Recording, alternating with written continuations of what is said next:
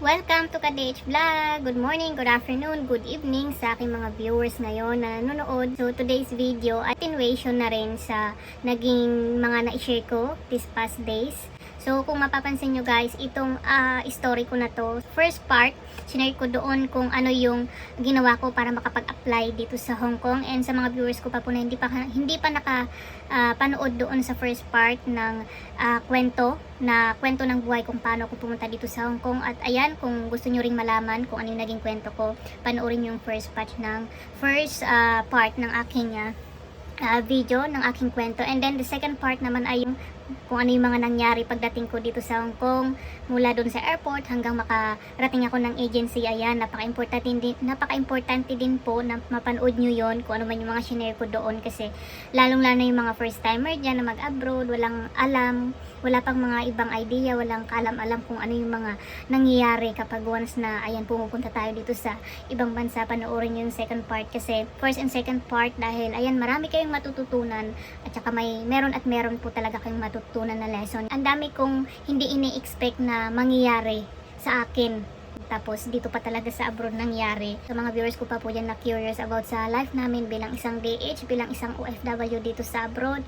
At gusto nyo pang malaman kung ano yung buhay namin bilang isang DH. Gusto nyo magkaroon ng kunting idea kung ano ba talaga yung nangyari sa buhay namin dito sa abroad. Ayan, please subscribe to my YouTube channel para ma-update ko sa mga sunod kong video, sa mga susunod ko pang i-share sa inyo. So in this video ay pag-usapan natin yung nangyari sa akin pagdating ko doon sa bahay ng amo ko. So nasundo na ako doon sa agency. Yung amo kong babae actually yung nagsundo sa akin sa agency. And then ayun yung unang expression ko sa kanya, kasi nga nung in-interview ako nung nasa Pilipinas ako, ano lang siya tawag, hindi siya video call, kaya hindi ko pa alam kung ano yung mukha ng amo kong babae. So na-surprise talaga ako nung nakita ko yung amo ko, kasi maganda siya, tapos mukhang bata pa yung itsura niya, and then pa yung outfit niya kasi dati parang abogado, ganun yung ano niya, dating niya para sa akin. Tapos ang galing niya mag-English, ganyan. Tapos ano siya, madada siya, tapos ang dami niyang mga sinishare sa akin, mga nangyari dun sa bahay. And then sinabi niya sa akin, nung nasa sasakyan pa kami, sinabi niya na yun nga, may dalawa akong Pinay na mga kasama, and then mababait daw sila, ganyan. Ako naman ngiti-ngiti lang, tapos sinasagot ko na lang kung ano yung mga tinatanong niya. Nahiya ako kasi dun sa itsura niya, kasi yung postura niya that time talagang parang talagang kagalang-galang na amo, ganyan. So nahiya pa talaga ako that time. Ayun nga, parang nakakahiya siya kausapin, ganun yung nararamdaman ko. Tapos nung umuwi, pagdating namin dun sa bahay, ayun, ang sinabi niya sa akin, ayun nga, maligo muna ako. Pinaligo niya ako dahil nga syempre galing ako sa labas, so madumi daw ako. So pinaligo ako, then after kong maligo ay pinaayos sa akin yung mga gamit ko. Meron silang binili na isang box, Jura box, nilagay doon sa may kusina. Yung Dora box ko ay nasa entrance lang ng kusina namin, kasi nga yung napansin ko na yung kwarto ng dalawa kong kasama ay maliit na space, and then hindi talaga magkakasya yung Dora box ko doon, kasi mas malaki pa yung Dora box ko kaysa yung hallway doon sa bed ng mga kasama ko, kaya nilagay doon lang sa may labasan lang naman ng pintuan. So isang Dora box, yung isang Dora box na yun doon ko ilalagay lahat ng mga gamit ko. Butin lang nagkasya naman yung mga gamit ko. So yun, after kong maayos yung mga gamit ko, hindi ko na maalala kung anong oras ko nakarating noon, kung pinakain ba ako, hindi ko na maalala, kasi so ito lang yung mga naalala ko, kaya ito yung sinishare ko sa inyo. And then pagdating mo pala doon sa bahay ng amo mo ay work na agad. Hindi ako pinagpahinga noon, basta naalala ko hindi ako pinagpahinga, kasi hindi ganun yung amo namin. Wala silang care pala na. Ayun, after kong iligpit yung mga gamit ko ay diretso trabaho na ako noon. Tinulungan ko yung mga kasama kung ano man yung ginagawa nila, mga dapat gawin, ganyan. Tinuruan ako kung ano yung mga gamit sa paglilinis, ganon. Kasi nga yung amo namin ay very strict din pala sa linis. Siyempre yung mga kagamitan na panglinis, siyempre nakahiwa-hiwalay yan, nakahiwa-hiwalay talaga, as in lahat nakahiwa-hiwalay. Yung mga towel na panglinis ng mga pangkusina, ganon, so doon lang sa kusina, pang dining, pang floor, pang CR, pang CR. So tinuro sa akin yan ng mga kasama ko. Mga amo kong babae, wala siyang masyadong binigay sa akin kung ano yung magiging trabaho ko that day, kasi nga tatlo kami magkakasama. So kung ano lang, tulong-tulong daw kami sa mga gawaing bahay, kaya wala akong specific na trabaho talaga. Yun, parang inoobserbahan pa ata ako noon. Ang binili lang sa akin ng amo kong babae is every morning ang assign ko, pagkagising ko sa umaga, ang assign ko is linisan yung glass door ng kanilang bahay. Yung bahay ng amo ko dati nasa 1,600 square meter. At basta buong flat talaga siya. Tapos yung wall yung wall ng bahay nila salamin. So yun yung assign ko every morning na pupunasan. Every morning, araw-araw pupunasan ko yung yung glass door, yung basta lahat ng salamin lahat ng salamin na wall, yun yung pupunasan ko every morning. Medyo nahirapan ako noon kasi ang hirap pala magpunas ng ng glass wall. As in malawak talaga, buong hallway na yan na puro glass. Simula ka sa taas maglinis, pababa, ganyan. Tapos ta-transfer ka na naman sa kabilang wall. So nakakapagod din pala, kaya that time na experience ko na kada umaga talagang tatagaktak din yung yung pawis mo sa kakapunas ng bintana. Minsan ang alternate naman kami minsan sa mga kasama ko. Minsan yung kasama ko yung magpunas ng wall, tapos ako naman doon sa floor. Ganun din. Nakakapagod din yung pagpupunas ng floor kasi yung amo namin dati doon sa first employer ko nga is yung pagmop ng floor, hindi kami gumagamit ng mop kasi madumi daw yon pag mop yung gagamitin. Mas maganda kapag di kamay para at least malinis daw talaga yung sahig ng mabuti. Kaya may kami wet tsaka dry na pampunas doon sa floor. So ganyan kayo maglinis ng floor sa dati naming amo.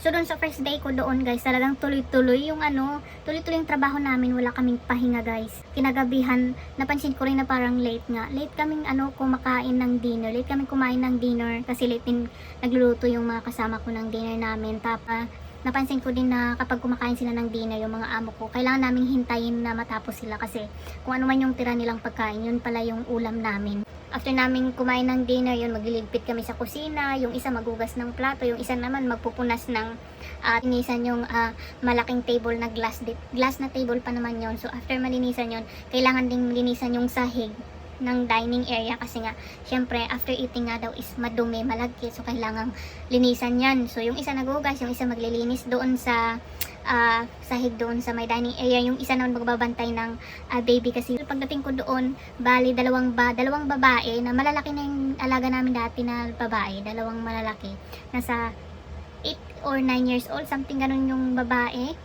Tapos may isa na yung bunso nilang lalaki na baby pa na nasa 3 months, 4 months. Basta wala pang 1 year yung baby. So ayan yung inaalagaan nung isa kong kasama. So nung nag-usap-usap kami ng mga kasama ko nung time na kumakain kami, ayun nga, kaya pala nag-hire sila ng isang nanny, which is ako yung hinar nilang pangatlo kasi parang nag-decide ata yung amo namin na yun nga, kumuha sila ng sariling nanny para sa bunso nilang anak na yung lalaki. Kasi yung yung mga amo ko, lalo na yung amo naming lalaki, talagang very favorite niya yung pangatlong anak niya kasi lalaki, dahil yung dalawang anak niya na nauna ay babae. Tapos yun nga yung bunso is lalaki, kaya talagang tinatrato nilang king talaga yung bunso. Kaya nag-hire sila ng isang nanny na tututok na mag-alaga doon sa baby nilang. Hindi ko pa alam kung ano talaga yung magiging trabaho ko. Basta sa first day ko ay tulong-tulong nga yung ginagawa ko. And then doon sa first day din, alam nyo guys, nung pagkatapos namin kumain, first day ko sa amo ko, ayun nga, after namin magligpit, ganyan, late kaming natutulog. Napansin ko na late, and then tinanong ko sa mga kasama ko kung anong oras sila nagpapahinga, and then sinabi nga nila sa akin na late nang nagpapahinga doon, as in umaabot siya ng alas 12, ganun, bago sila makapagpahinga. Kaya nagulat talaga ako. Tapos that time pa naman ay ako, yung pagod na pagod ako kasi syempre wala akong masyadong pahinga doon sa agency, wala akong masyadong kain dahil nga 'di ba, kung napanood niyo yung mga na-share ko nung mas nauna na mga video ko na sharing kung napanood nyo yun, alam nyo kung bakit wala akong masyadong energy, kung bakit yung nanghina yung katawan ko, ganun, yung pagod, gutom, ayan. So hindi pa ako nakaka-recover sa naramdaman ko nung mga nakarang araw. Kaya tapos alas 12 pa kami natulog noon. Kaya grabe talaga. And then nung matutulog na kami pala guys, ito pa panibagong surprise. Manibagong pagsubok na naman itong nalaman ko na bukod pa sa pagkain na yon, wala pala akong sariling kwarto. Kasi yung napansin ko naman na napansin ko yung kwarto ng mga kasama ko is as in maliit lang talaga na kwarto, and then up and down, tapos yung hallway na daanan as in masikip pa. So hindi naman ako magkakasya doon. So up and down, so sa kanila lang dalawa yung room na yun kasi syempre mas nauna sila sa akin, so sila yung matutulog doon. Then ako wala akong bed. Ang nangyari sa akin noon, pwede akong makishare sa mga kwarto ng mga dalawang batang babae, pwede akong makishare doon. Pero nung unang gabi ko, saan ba ako natulog noon? Hindi ko na maalala eh. Parang sa ata, yung unang gabi ko is natulog ako doon sa isang kwarto na stock room, ganon. Yung walang gumagamit na, may isang vacant kasi doon na tawag nito, may isang room doon na vacant, tapos doon nakalagay yung mga ibang gamit na parang stock room nga, ganun, walang gumagamit pa noon kasi extra nila yung na room.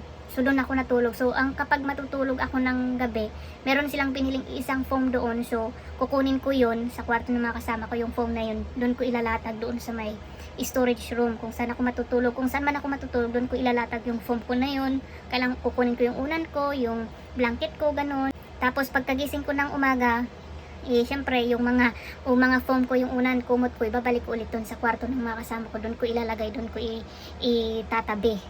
Kaya medyo nahirapan talaga ako noon.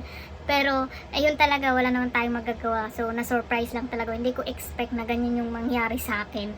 Noon, bago kami natulog ng mga kasama ko, syempre bagong dating pa lang ako, bago sila matulog. Syempre nagse-cellphone pa ganyan, chika-chika. So time nakipag-chika ako sa kanila. And then ayun, napagkwentuhan, natanong ko sila kung okay ba yung amo namin, ganyan. Kumusta ba sila doon sa bahay ng amo namin. Then na-share nila sa akin na medyo yun nga, hindi okay yung nangyari sa kanila. And then may pagkamadamot din nga yung mga amo namin. Hindi daw sila bumibili masyado ng pagkain namin, ganun. Pati yung breakfast namin. Kaya yung mga kasama ko, ang ginagawa nila para makapag-survive ay, ayun, pagkasahod nila ay bumibili sila ng mga biskwit, mga pangmerienda nila, ganun. Or mga ulam, kahit ulam, sarili nilang bili kasi minsan nga lang daw bumili yung amo namin. Ayun yung naikwento nila sa akin. Mas nagulat pa ako, na-surprise talaga ako nung nabanggit nila about doon sa holiday. Kasi nga, na-share ko din sa kanila na weekdays nga daw yung holiday namin. Tapos sabi nila, oo, weekdays daw nagpapaholiday yung amo namin kasi yung amo namin ay very strict daw. Ayaw niya kami pag day offin ng Sunday kasi nga baka daw kami mabiyay, mabad influence ng ibang mga ibang ka-DH natin dito sa Hong Kong, kaya weekdays kami pinapa-day off. So ako noon, naalala ko ang day off ko noong Thursday. Tapos yung isa naman ay Monday, yung isa ay Wednesday. Kaya every Thursday yung sahod ko noon doon sa first employer ko. Tapos ito pa ang pinakamalala na hindi ko talaga expect, na yung holiday namin ay may curfew kami alas 7. So hindi ko rin alam, hindi ako aware kasi ayun nga ang pagkakalam ko talaga na kapag day off mo talaga, hindi ka magtatrabaho. So na-surprise na lang ako na yun nga nung sinabi nila sa akin na kapag day off dapat alas 7, yung curfew namin alas 7. So dapat alas 7 ay naka-ready na kami for work again. Before saktong 7 ay kailangan namin lumabas sa kwarto namin para magtrabaho ulit. So kami, imagine niyo yun guys, 3 na kami yun ha. Pero ayun, may curfew pa rin kami. Kaya hindi ko po talaga na-enjoy yung holidays ko doon sa first employer ko kasi ayun nga, ilang oras lang yung holiday namin. Time ko nalaman na may mga ganun palang amo, mga ganitong amo na may pa-curfew. Tapos yun nga, after curfew, ayun, magtatrabaho ka. Yung iba naman nagko-curfew pero after curfew naman ay hindi naman nila patatrabahin yung mga mga helper nila. Papahinga pa rin. Nagbibigay lang sila ng curfew kasi ayaw nila yung mga helper nila na magpagabi syempre doon sa labas. Kaya nagbibigay yung ibang amo ng curfew para umuwi agad yung mga helpers nila, ganun. Malalaman nyo yung ibang kwento ng buhay ko dito sa first employer ko sa mga susunod na mga sharing ko sa inyo kasi marami akong na-experience talaga ng mga pagsubok, pagtitiis dun sa unang amo. So dahil every week ay mayroon kaming holiday, so diba kung napanood nyo nga yung latest, yung mga nakaraang sharings ko, nabanggit ko doon na wala akong dalang pera, wala akong dalang pocket money, wala akong dalang extra money. Kaya buti na lang guys, dahil may kasama ako doon sa first employer ko, sa kanila ako umutang, naghiram muna ako sa kanila ng pera. Yun yung ginamit ko kapag nagdi-day off ako, and then yun din yung ginamit ko para bumili ng data, ng pang wifi, ng load. Ayan, kaya nakapag-load ako noon kahit wala pa akong kapera, pero nakapag-load ako. And then ayun, may nagastos ako nung day off ko kasi nga meron akong makasamahan, sa kanila ako naghiram. Kaya yan din yung kinaganda na ayun nga, lalo na kapag first timer ka, di ba? At least kahit papaano, ang dami mga pagsubok dun sa trabaho, at least may mga kakilala na matatakbuhan na yun nga pag ganitong. Siguro sa susunod na vlogs ko, pagkatapos itong vlog na to, i-share ko naman sa inyo kung ano yung first day of work ko dito sa pangalawang amo ko kasi talagang grabe, magkaiba doon sa first day ko sa unang amo ko, dito sa pangalawang amo ko. Kasi syempre wala akong kasama dito, alone lang ako, and then yun nga, magkaiba din sila. Yung mga naging amo ko magkaiba din ng ugali, kaya very very very different. Kaya hintayin yung susunod na upload, talagang magkaiba kasi doon sa first employer ko ay yun nga, may mga kasama akong katulong, and then yung mga amo namin is very strict sila sa trabaho. Daming mga nangyari din sa unang araw na yan, as in tuloy-tuloy yung trabaho namin, then dami kong nadidiscover, nalalaman sa mga kasamahan ko. So na-surprise ako kasi hindi ko expect talaga na ganito pala dito sa abroad. So, yung ibang mga nangyari sa akin, share ko sa inyo sa mga susunod na mga video. So, syempre, kapag dito tayo sa abroad, syempre, iba-iba naman talaga tayo ng experience, iba-iba yung sitwasyon natin sa mga amo natin, di ba? So, depende na lang kung may kasama ka or wala kang kasama. So, syempre, may mga pagbabago. So, since na may mga kasama ako nun, so, ganyan yung nangyari doon sa schedule ko. So, share kami ng trabaho. So, ayan yung nangyari doon sa unang araw ko, sa unang amo ko, na nakaka-surprise. Kasi unang araw pala, ang dami ko nang nalaman ng mga pagsubok na pagdadaanan ko na hindi ko expect, na talagang na-surprise ako. At marami pa yang mangyayari sa mga susunod kong sharings. Lahat yan, sa mga viewers ko, sa mga ka-DH natin dyan nanonood, ayan, kapag nagbabalak kayong pumunta dito sa Hong Kong or sa ibang bansa, just always pray, and then kailangan yung magbaon ng, alam niyo yun, ng lakas ng loob, di ba? Dapat matatag kayo, hindi kayo pusong mamon. Dapat hindi kayo pusong mamon, dapat maging pusong bato kayo kapag nandito kayo sa ibang bansa. Kasi kung hindi kayo magiging matatag, talagang wala, uuwi talaga tayo ng talo, and then uuwi tayong walang ipon, di ba? Kaya kailangan nating magpakatatag para kahit anong madatnan natin na sitwasyon dito sa abroad ay alam natin kung paano natin ma-handle, alam natin kung ano yung mga kailangan natin gagawin if in case na mayroon tayong na-encounter na ganito, paano natin masosolusyonan, ganyan. So, dapat lagi tayong magpakatatag, and then always pray para magabayan tayo ng Panginoon kung ano man yung mga desisyon natin sa buhay. Ayun, magawa natin kung ano yung tama. So, that's it for today's video. I hope na makita ko pa kayo sa mga susunod kong videos. Thank you guys for watching!